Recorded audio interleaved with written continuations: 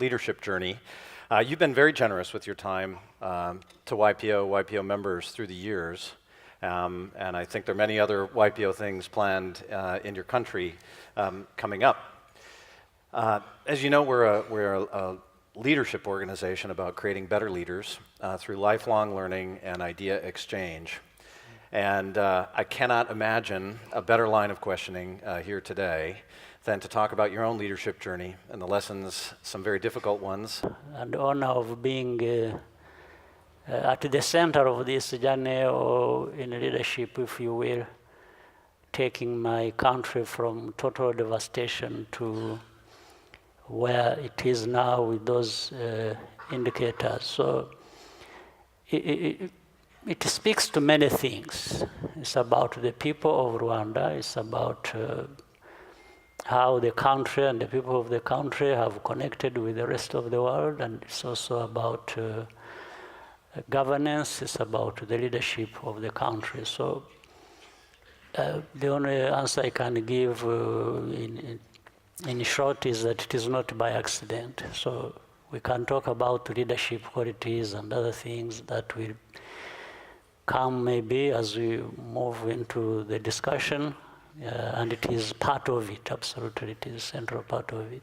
We have brought in people to be together to address.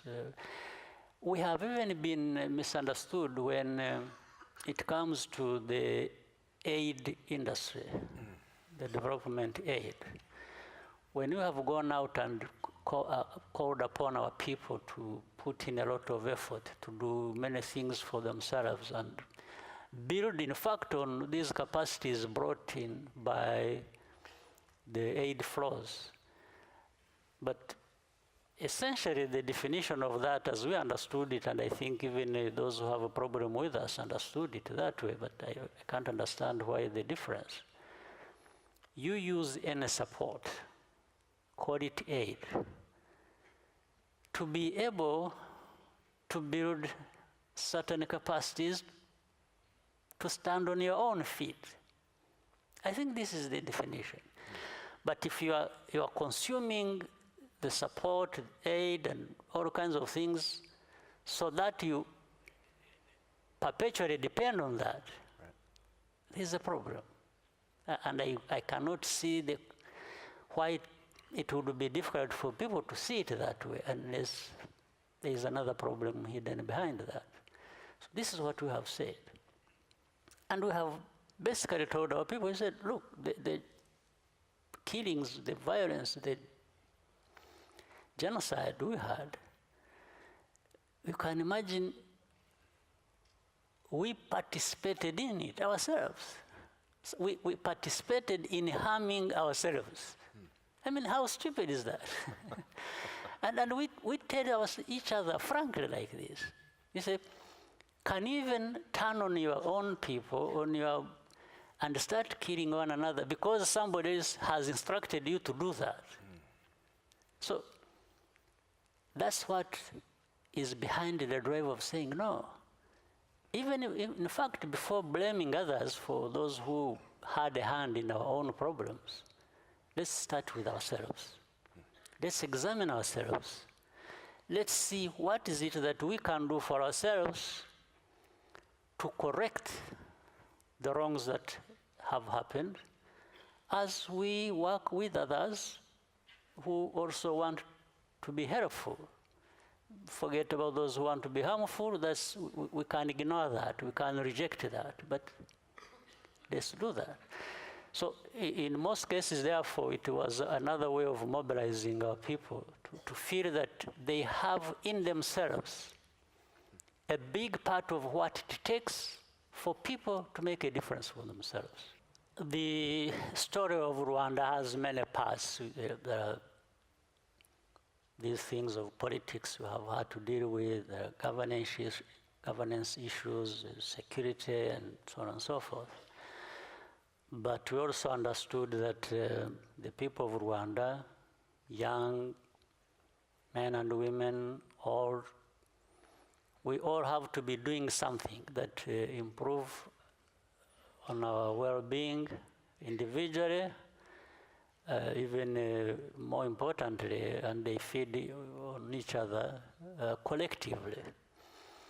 And what we identified from the outset was how business, doing business, small businesses, investments, trade with each other and with others, all this provide the kinds of things that we need for prosperity. So we, from the beginning, it starts with maybe as well as 2000.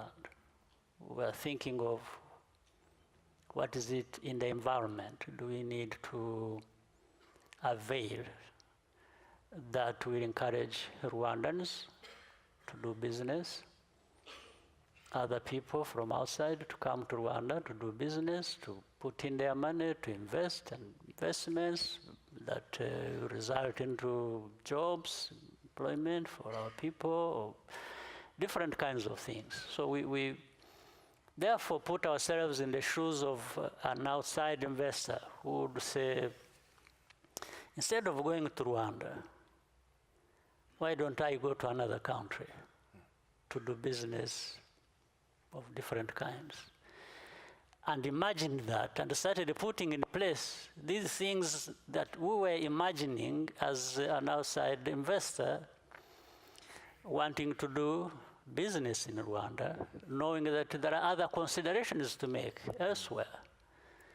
And that's about competitiveness, that's about, an edge we have to create really over others. And it starts with security, the rule of law, predictability, and freedom to move as a person, but also your capital and other things.